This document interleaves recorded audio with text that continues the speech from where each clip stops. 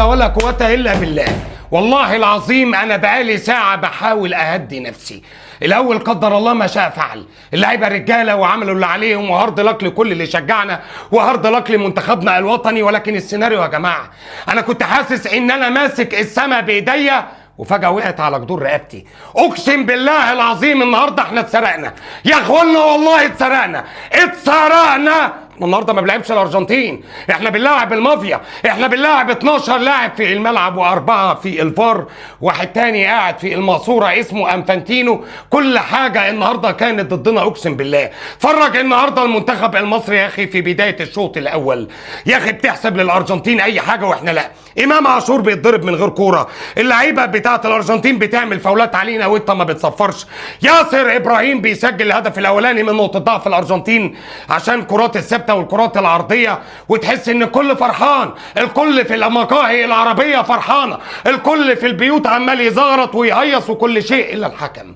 تحس ان امه ماتت، تحس انه طالع في ال40 بتاع امه. طب اعمل ايه؟ ارضيهم ازاي؟ هوب احسب لهم ركله جزاء، التدخل بتاع هيثم حسن، شوت يا ليونيل يا ميسي، مصطفى شوبير فبيصدها. يجي بعدها جوليان الفاريز، مصطفى شوبير يصدها، ماك اليستر براسه برضه نفس الشوبير يصدها، فاول لميسي في القايم.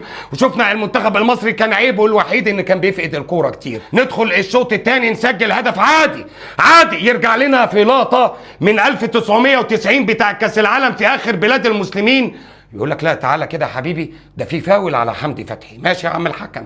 نسجل بعدها هدف، واخد بالك، من نفس الزيكو بالمراوغات بتاعت هيثم حسن، واحد من افضل اللعيبه النهارده، وفرحان جدا بيك يا هيثم، وليك مستقبل كبير جدا معانا ان شاء الله.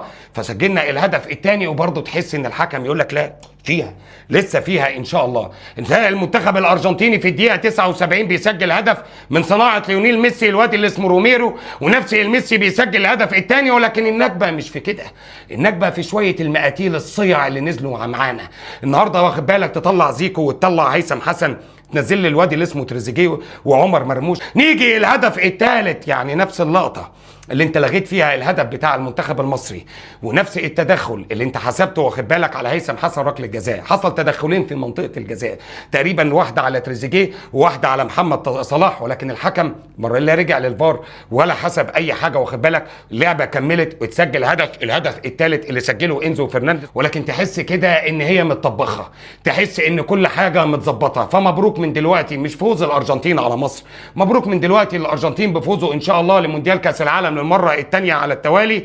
وقسما بالله هقوم دلوقتي اصلي ركعتين تاني، ادعي على الحكم وعلى الفيفا واللي جابوا الفيفا.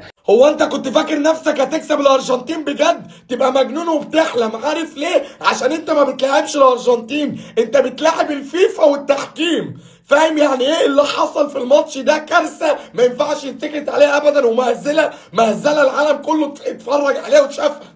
ده انت يا جدع اول ما سجلت الهدف الاول في الارجنتين، رئيس الفيفا اتقمص واتضايق واتجنن وركبه 100 عفريت، والحكم كان بيدور على اي حاجه عشان يلغي لك الهدف.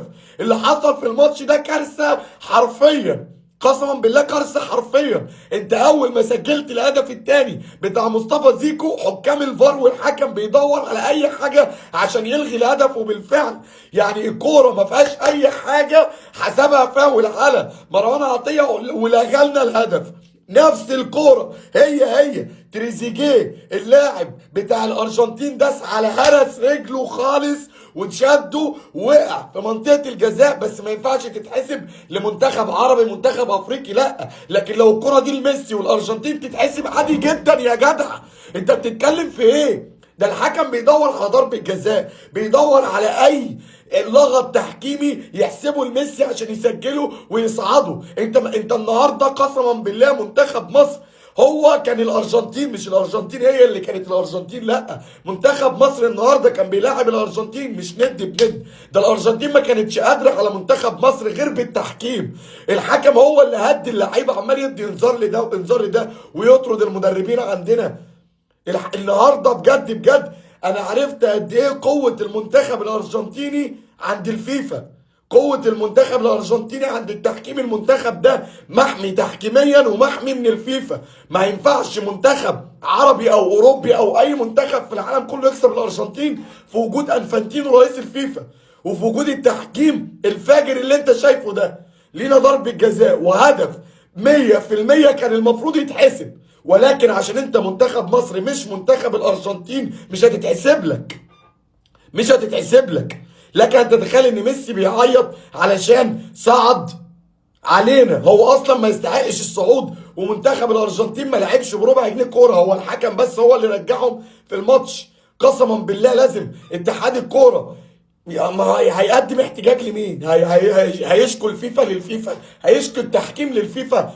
هي طبخه وهو سيناريو وهو سكريبت متوزع على الحكام ومتوزع على العالم كله ان الارجنتين وميسي لازم يفوزوا بكاس العالم تاني. اللي حصل في الماتش ده قسما بالله ما ينفعش يسكت عليه ابدا. كل الناس يقولوا في الكومنتات رجاله وشرفتونا لاعيبه المنتخب ولينا ضربة جزاء ولينا هدف صحيح كان لازم يتحسب. قسما بالله رجاله وشرفتونا وحسبي الله ونعم الوكيل. انا عشت اعظم 80 دقيقه في حياتي واسوأ 10 دقايق في عمري كله. عمري ما هنسى المباراه دي، عمري ما هنسى الماتش ده والله. حلمنا واتعشمنا قوي قوي قوي قوي. ليه عشمتينا طيب؟ يعني ليه الكوره عشمتنا واديتنا لحد الاخر؟ ما كانوا يكسبونا من الاول، ما كانوا يجيبوا جول والتاني والتالت ويكسبونا ويخلص الماتش من الاول. ليه اتعشم؟ ليه اتعشم لحد الدقيقه 80 وانا كسبان الارجنتين وليونيل ميسي 2-0؟ مين كان يصدق؟ مين كان يحلم بالسيناريو اللي حصل ده؟ كنا خلاص بنحتفل، كنا خلاص اقسم بالله اتعشمنا قوي قوي قوي قوي قوي قوي قوي. ليه الكوره تبقى قاسيه علينا قوي كده؟ اقسى سيناريو في الدنيا هو اللي احنا مرينا بيه ده، اكتر سيناريو قاسي، اكتر سيناريو صعب هو اللي عدى علينا ده والله. بس شكرا يا كابتن حسام، شكرا يا كابتن حسام والله انك خليتنا نعيش ونصدق الحلم ده. شكرا يا كابتن حسام انك مخلينا زعلانين ان احنا خسرنا من الارجنتين في دور ال16 في كاس العالم عشان كنت انا اللي عايز اروح لدور الثمانيه. شكرا يا كابتن حسام انك خليتنا اشوف ليونيل ميسي بيعيط عشان قدر يكسب منتخب مصر بالعافيه في اخر دقيقه في البلاس 90 لحد اخر 10 دقائق كان بيموت عشان هيخرج امام المنتخب المصري. شكرا يا كابتن حسام. احنا اسفين لاي حد شكك فيك، لاي حد قال ربع كلمه عليك، لاي حد ايا كان مين ما كانش مؤمن بيك مع منتخب مصر. شكرا على اللي عملته بره الملعب وجوه الملعب. شكرا على اللي عملته مع اللعيبه. شكرا انك خليتنا اشوف منتخب بلدي في اعظم محفل عالمي عامل مباريات تاريخيه وبيوصل لدور ال16 وبيخرج باعجوبه وبنافس اقوى المنتخبات وبسجل جولين في الارجنتين. شكرا على كل اللي عملته معانا يا عميد. شكرا لكل لاعب، لكل فرد في افراد منتخب مصر، لكل لاعب راجل ما بخلش بنقطه عرق على منتخب بلده. شكرا لمصطفى شوبير قبل اي حد بطل ابن بطل قسما بالله. شكرا لمحمد صلاح فخر العرب على اللي عمله مع المنتخب. شكرا لمحمد هاني ولاحمد فتوح والكريم حافظ والرامي ربيعه والياسر ابراهيم والمروان والمهند والكل اللعيبه لاعب والله في ارض الملعب رجاله كلكم وعملتوا اللي. شكرا لزيكو، شكرا لتريزيجيه، شكرا لمحمود صابر، شكرا لكل الناس، شكرا لزيزو، شكرا لامام، شكرا لكل لعيبه منتخب مصر والله على اللي عملوه. شكرا لهيثم حسن، شكرا للجهاز الفني والاداري، لكل الناس على اللي عملوه معانا. قضينا بطوله عظيمه، عملنا حدث ما حصلناش في تاريخنا قبل كده، عملنا انجاز واعجاز مع منتخب مصر. مين كان يصدق ومين كان يحلم؟ كنا بنقول رايحين نشيل 3 ماتشات ونرجع. كابتن حسام حسن قال لنا لا احنا مطولين، لا احنا منتخب كبير، لا احنا ان شاء الله هننافس لاخر نفس، ونافسنا لاخر نفس بشرف وبمجهود وباخلاص وبعرق لعيبه منتخب مصر. شكرا ليكم كلكم، شرفتونا والله، شرفتونا وعملتوا بطوله هي الاغلى في تاريخ منتخب مصر في كاس العالم، وحطيتونا على الخريطه قدام العالم كله. شافوا منتخب مصر عمل ايه وشافوا ولاد مصر عملوا ايه، وخرجنا بالعافيه وخرجنا بسيناريو صعب وسيناريو حزين هنفضل للاسف نفتكره. لكن شكرا ليكم. تحيه للرجاله اللي لعبت ماتش كوره بما يرضي الله. لعبنا طبقا لامكانياتنا وطبقا لكل حاجه. حسام حسن يدفع ثمن انه بيرفع علم فلسطين في كاس العالم. وانا قايل لك في الحلقه، مش في اللايف، في حلقه اليوتيوب اللي فاتت، قلت لك احنا مش هنلاعب الارجنتين، احنا هنلاعب الارجنتين والفيفا والتحكيم. والسيناريو ده ما هوش بعيد عن المغرب لما هتلاعب فرنسا. مش هيلعبوا فرنسا بس، هيلعبوا فرنسا والتحكيم والفيفا. ممكن يبقى فيها موائمات وموازنات واضحه وصريحه. انا ما بقولكش ان احنا النهارده مظلومين ظلم رهيب، ده لولا الحكم كنا زماننا طالعين كسبانين 3-4-0. انا مش جاي اقول لك الكلام ده. انت كنت معانا في اللايف ودخل معانا اكتر من 300 الف شخص دخلوا معانا اللايف وشافوا الرياكشن الطبيعي بتاعنا. لكن انا عايز اسال سؤال، رد عليا انت بقى، انت تعالى ورد عليا. ليه الارجنتين ما بتكسبش غير بالطريقه دي؟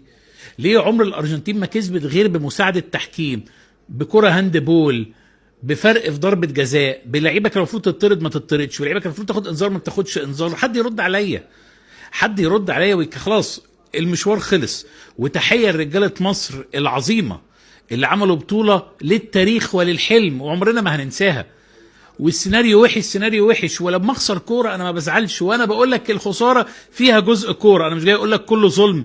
لكن يا راجل ده انت حتى ما رجعتش للفار، يا راجل ده حتى الكوره اللي بنقول لك بص عليها انت ما رجعتش، لكن الكوره بتاعتهم رجعت بصيت لفاول معمول من اول اللعبه خالص، والكوره اتلعبت وطولت وكملت، ورجعت وبصيت ودققت وفار وراحت وجت وقربها لي وابعدها لي هاتها لي من زاويه تانية، ده باين انه لمس رجله ومعاك. انا مش معترض، ما بقولكش ان في حد ظلمني يا سيدي. شوف بقى انا جاي اقول لك ايه، ما بقولكش ان انا اتظلمت، انا بقول لك انا ما خدتش حقي، انا ما خدتش حقي كوره 100%. عم راشد انت بتلعب الارجنتين، احمد ربنا قوي ان انت خروج مشرف، انا ما عنديش اي مشكله للخروج المشرف، انا مش ضده تماما. تحيه كبيره، اعزاز واجلال وتقدير، ولو في ايدي اروح استقبلهم في المطار وافتح لهم باب الطياره بايدي هعمل كده. لكن انا بتكلم على الظلم، الظلم اللي هيلف ويجي لك انت كمان، ايا كنت بتشجع بلد ايه ولا نادي ايه ولا منتخب ايه، وهتحس بالقهره دي. هتسمع المصريين النهارده في كل حته في كل مكان على الانستجرام وعلى كل المنصات بيقولوا في ظلم، في ظلم. الحقيقه ايوه في ظلم، والظلم هيلف وهيجي لك تاني زي ما قلنا في حلقه اليوتيوب، ارجع شوفها على قناه راشد. الظلم هيلف وهيجي لك، هي دايره وهتلف وهتجي لك، هتجي لك في النادي اللي بتحبه وهتجي لك في المنتخب اللي بتحبه. ولن يرضى عنك ابدا امريكا ولا الفيفا وانت رافع علم فلسطين، وهي دي الحقيقه. انا عايز اقول كلمه غريبه في الاخر، مبروك لمنتخب مصر اهي، نفس اللعبه داس على رجل صلاح بتتعاد قدامي حالا اهي، ارجع بص عليها وخليك فير يلا.